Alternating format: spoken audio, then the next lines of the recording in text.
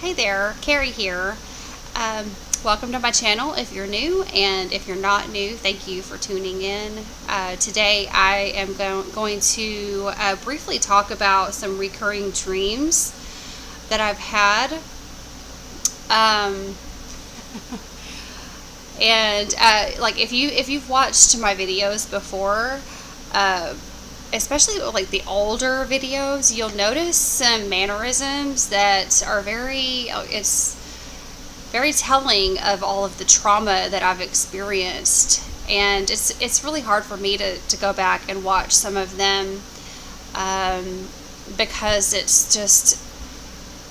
it hurts a little bit to see the pain that I was in, the different symptoms that I had whenever I first started to speak my truth. It's been very hard to do that, but I have not given up. I've actually started writing. It's so much easier for me to write um, my feelings down than it is to speak it, because uh, I was taught not to talk about my feelings and not to express myself, as a child. So when you're taught that, and you first, I mean, especially when you're declared schizophrenic or deemed mentally just create, like anything that you say is just, oh, you're just crazy. I mean, you just learn to shut up. So that's what I did. But I will do my best to sit still and stay on topic. So anyway, yeah, I just had to give you that little bit of info. So recurring dreams. So I've got three of them that I want to mention here. They all seem to relate back and tie into living with my mom and trauma that I experienced as a child. So I'm going to start with the first one is a tornado dream. For at least as long as at least as long as my daughter's been born, and she's almost 21. So about 20 years now, I've had a recurring dream about tornadoes. And if you know anything about me, you already know that my relationship with my adopted mom is very, um, it's been very cumbersome. I'm trying to think, try to be nice and not, totally go off the rails there. But yeah, it's been hard to take. It's been very trying, very difficult, very dysfunctional, to say the least, and abusive. So chaotic and unpredictable, just like a tornado. So let me explain my dream. In the dream, I'm always in the house, and she's got a 2-story house out in the country. There's a tornado coming towards me.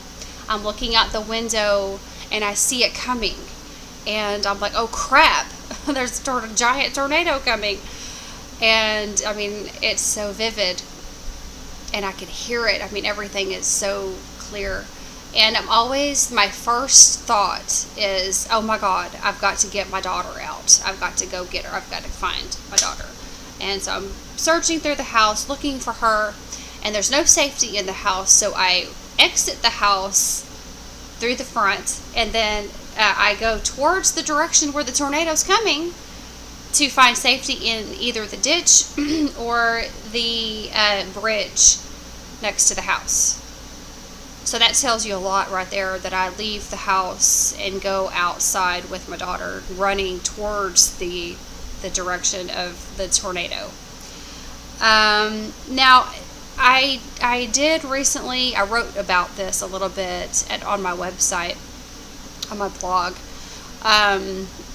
My mother, she recently, I mean, I had completely written her out of my life.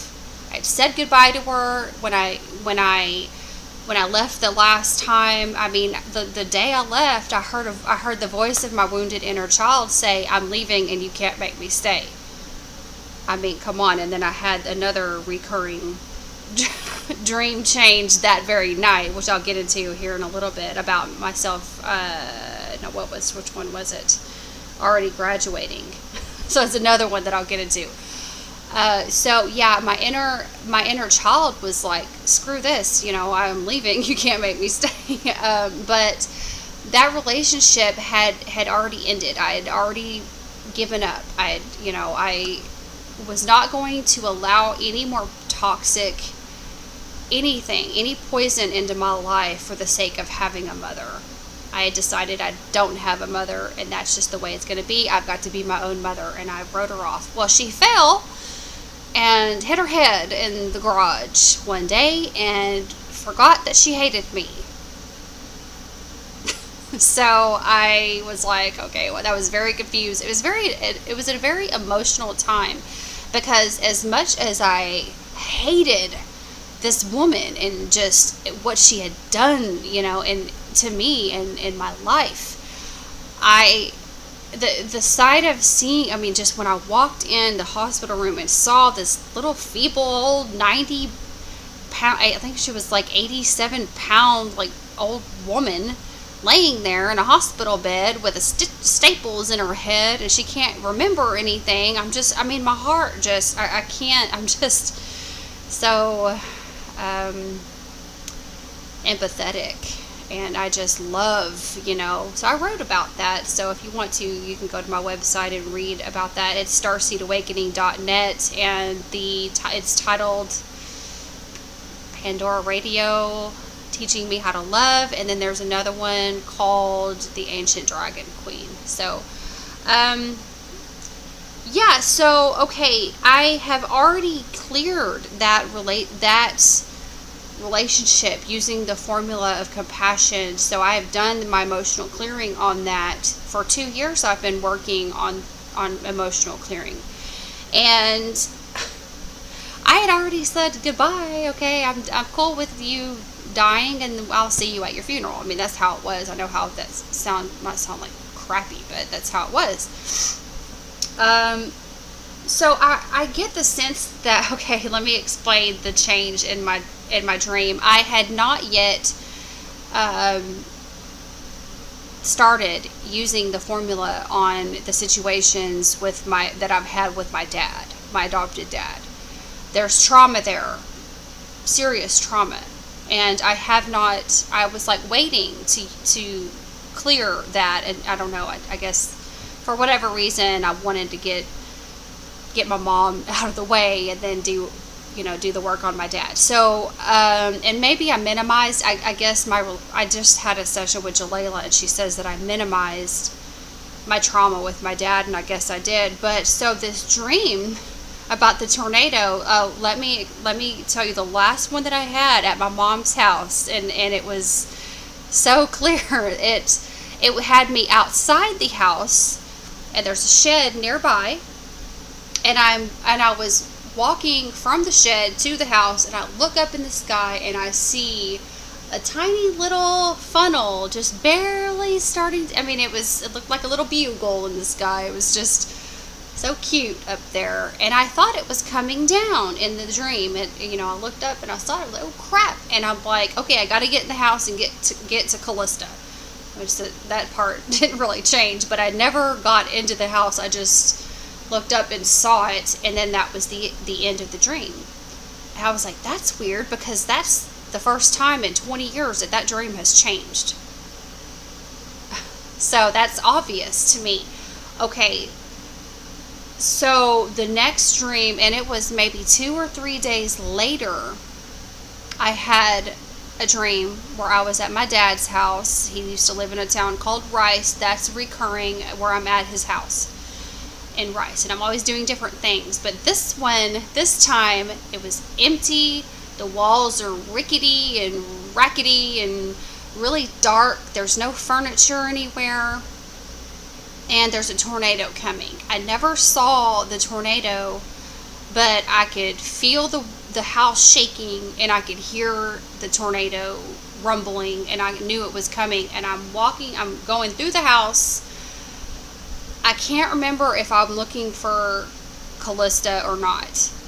I might have been. I think I wrote it down. But anyway, so I do remember for sure that I was looking for safety.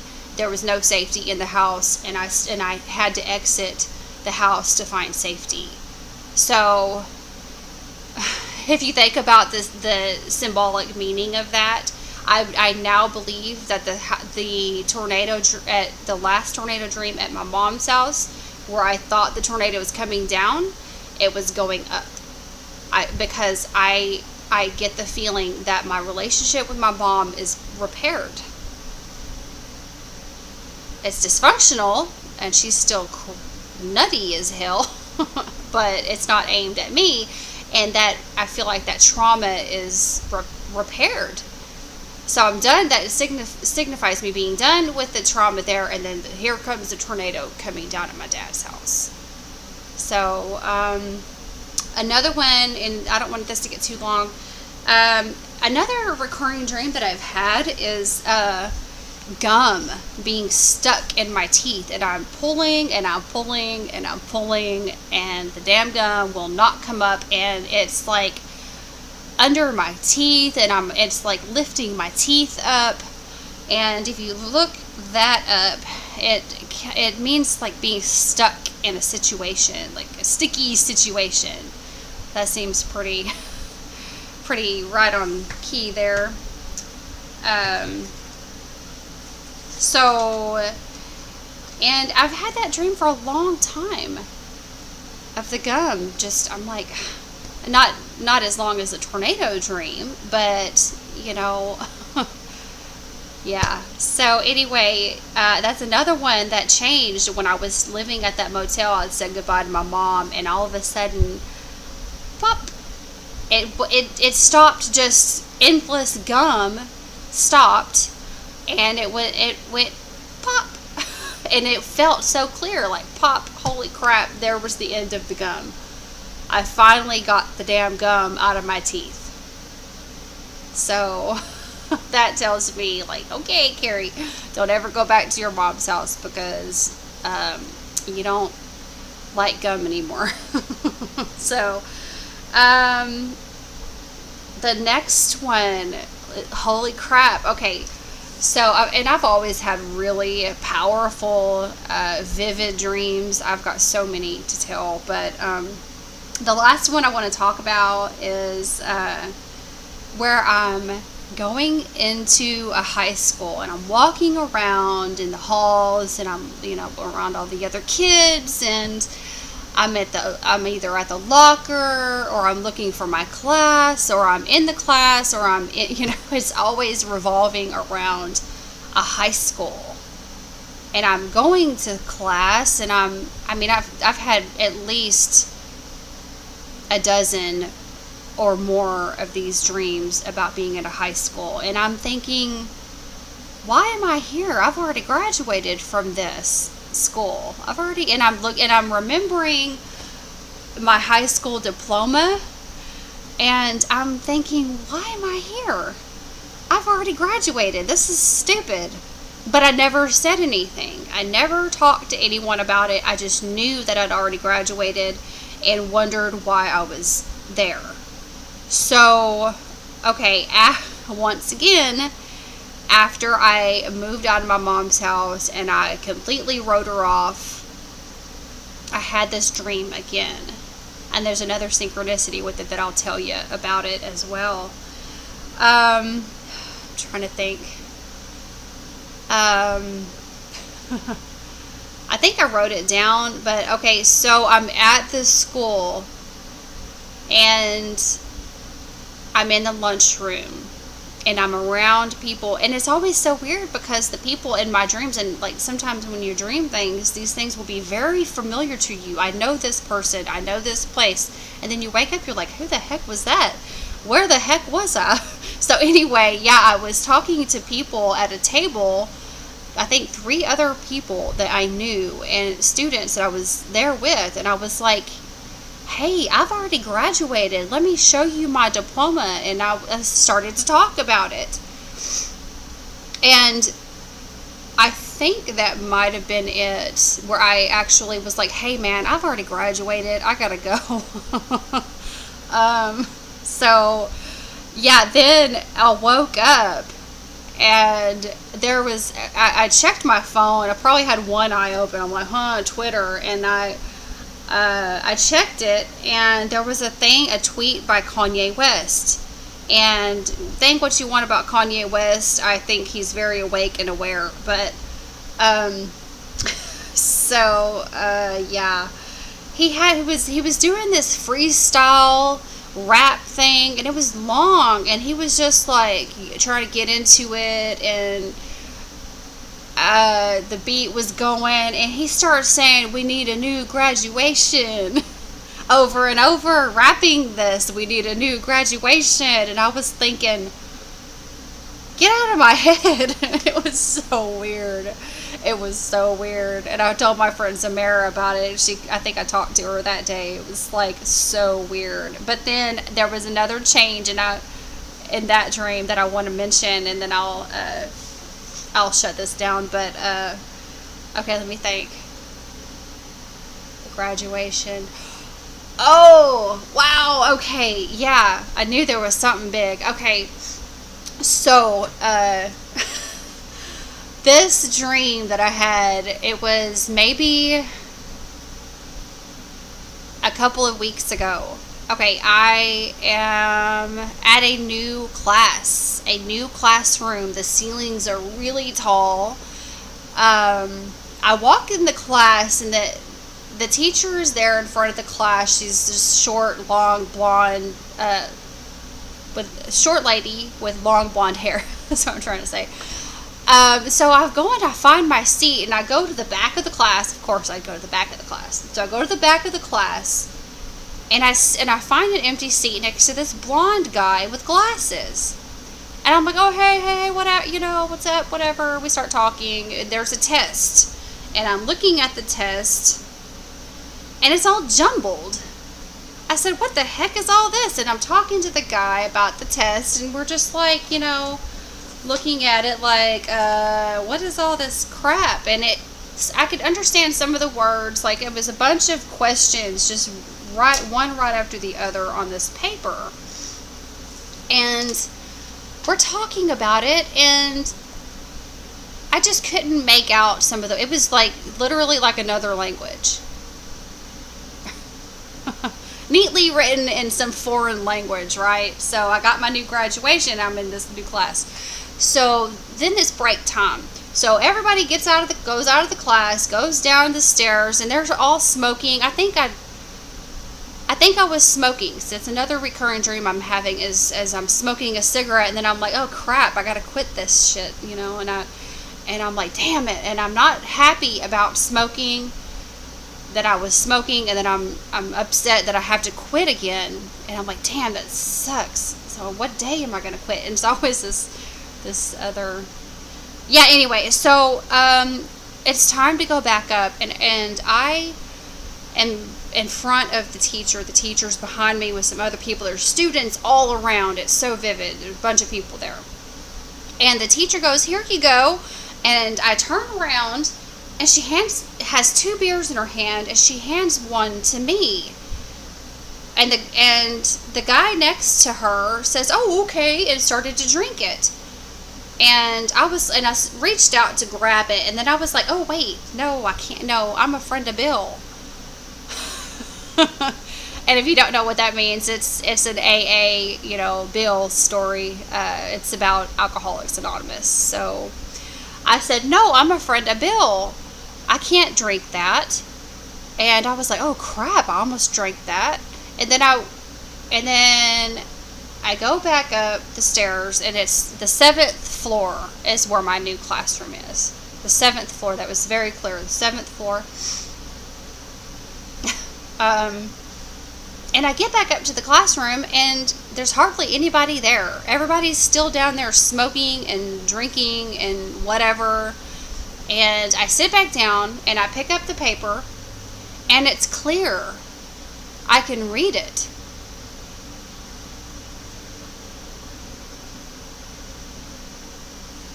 So that's very, God, what's the word? I don't even know how to describe that. That's so meaningful. What's a really brilliant, smart sounding word for meaningful? uh, but it was so clear, and I could read the questions with my clear mind from being sober. I'm able to graduate, go into a new class, and be a kick-ass new student. So anyway, that's my recurring dreams. Of course, dreams are going to mean different things for different people. A lot of my stuff I really was misconstruing, and I'm realizing now that my inner child has been communicating a lot of things with me, and I was misunderstanding her messages. But with that new understanding that Jalila gave me in the session I just had with her, it's really opened up some doors. Yeah, so yeah, if you guys have crazy dreams and recurring dreams that change based on what's going on in your life, when you listen to your inner child, that those dreams are going to change. I think a lot of it's not just dreams. It's really, really meaningful messages. There's that word again, meaningful, powerful messages. So yeah, definitely pay attention and let me know if y'all have had changes in your recurring dreams that you want to share. And that's all I'm going to say on that subject. Thanks for watching. Bye-bye.